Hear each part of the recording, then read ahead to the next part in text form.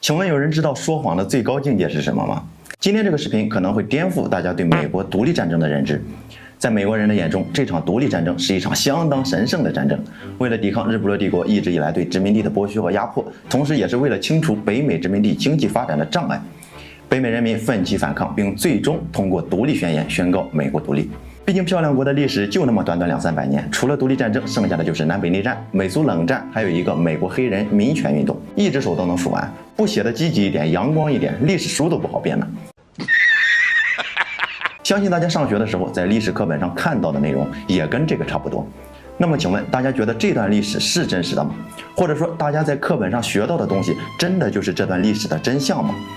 我不是质疑教科书内容的准确性啊，教科书上关于这段历史的描述确实是真实的，而且不管是欧洲还是美国，甚至是非洲，教科书上关于这段历史的描述也基本都是这样。为了祖国花朵的健康成长，课本内容这么安排也合情合理，只要能领会意义和精神就足够了。太早让孩子意识到战争的残酷，并不见得就是什么好事。但是作为一个成年人，一个心智健全的成年人，而且还是美国人眼中的外国人，咱们有必要去帮助美国人刻意维持这个充满神圣气息的建国神话吗？没那个义务。有句话说得好呀，说谎的最高境界就是你说的都是真话，可是把这些真话串联到一起，就是一个巨大的谎言。课本上关于这场战争的记录确实是真实的，但是并不完整。我们先来梳理一下啊，北美独立战争的关键节点无非就那么几个。一个英法7年战争，一个印花税法案，还有一个唐森德税法，再有就是波士顿清查事件。这些事件课本上都有记录。我们先来说这英法7年战争。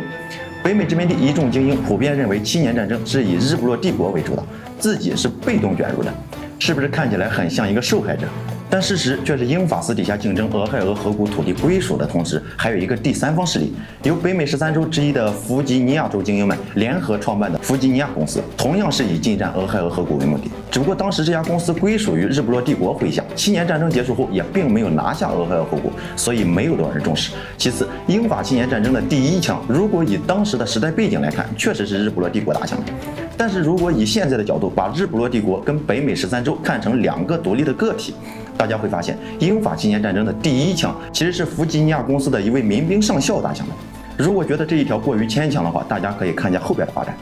1763年7年战争结束，日不落帝国虽然赢得了胜利，可内部却发生了一场争论。保守派担心日不落帝国扩张过度，激化英法矛盾，主张把加拿大还给法兰西。毕竟一场7年战争，法兰西王国元气大伤，已经让日不落帝国事实上坐稳了全球霸主的宝座。如果这个时候再把加拿大还回去，多少能起到一点缓和矛盾的作用，日不落自身也不会有什么太大的损失。再加上7年战争第一枪归根结底是北美13州打响的，那么大家说，在英法矛盾缓和的同时，法兰西会不会把这笔账记在北美13州的身上？这就是保守派想要的。但是以北美13州为代表的激进派则认为，扩张主义对日不落帝国有利，不建议归还加拿大。相比保守派提案所可能存在的风险，已经坐稳霸主宝座的日不落帝国自然倾向于后者。不过同时还颁布了一个领土扩张禁令，直接就断绝了北美殖民者进占俄亥俄河谷的野心，说明日不落帝国对于北美13州的野心多少还是有点防范的。那么现在请大家告诉我，北美13州对英法7年战争的参与到底是主动还是被动？先不急着下定论啊，我们接着往下看。北美独立战争爆发前的印花税法案以及唐森德税法，这2个咱们得连起来看。先是1765年，为了给驻扎北美的日不落军队发工资，日不落议会提出了印花税法案，要求北美13州上交印花税。但由于北美13州的强烈抵制，发布第2年便宣布废除，于是便有了唐森德税法。但结果跟印花税法案差不多，唐森德税法也在推行3年后宣布废除。反正到最后啊，只保留了一条每磅3便士的茶叶关税，就这还是降低过的，原来是1先令。也就是说，从始至终，北美13州的内部贸易基本没纳过税，对外贸易顶多也就是每磅茶叶1先令，后边还降到了3便士。这个税很重吗？日不落帝国同期平均缴纳税收是每人26先令啊，1先令等于12便士，大家可以自己算算。那么请问后边的波士顿清查事件到底是为了什么？是不是觉得自己脑子一下子转不过来了？人家都是税太重才拒绝配合，这可倒好，因为税太低才不配合，这不是开玩笑吗？其实很简单，只要把抗税的主角从消费者替换成走私者，一切就说得通了。走私不用缴纳关税，也就有了价格优势。日不落帝国降低茶叶关税，正常经营的茶叶商贩是不是就获利了？是不是就有了降价竞争市场的空间？这些走私者的利润空间是不是就小了？那么请大家告诉我，波士顿清查事件到底是为了什么？还是北美人民受不了压迫才武装抗争的吗？稍再提一嘴啊，截至北美独立战争爆发前夕，这里咱们不算武装力量和总人口，单说经济增长速度，其实比任何一个欧洲国家都高，连带着人口增长速度也十分乐观，这就是新生市场的优势呀。一切都是空白的，而且绝大部分的生产和销售都可以内部解决，根本不需要依赖日不落帝国或者欧洲其他国家，除非日不落帝国在政策上进行刻意限制或者打压剥削。但相信大家从前面的内容也能看出来，并不存在刻意打压或者剥削的现象。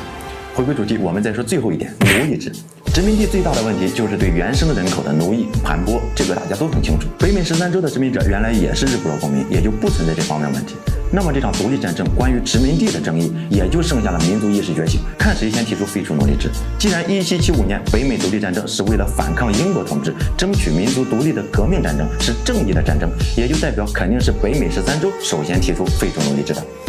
可事实是什么？事实是1772年英国曼斯菲尔德勋爵首先提出奴隶制在英国为非法，1793年率先废除奴隶贸易，后来又在1833年8月宣布日不落帝国全境废除奴隶制。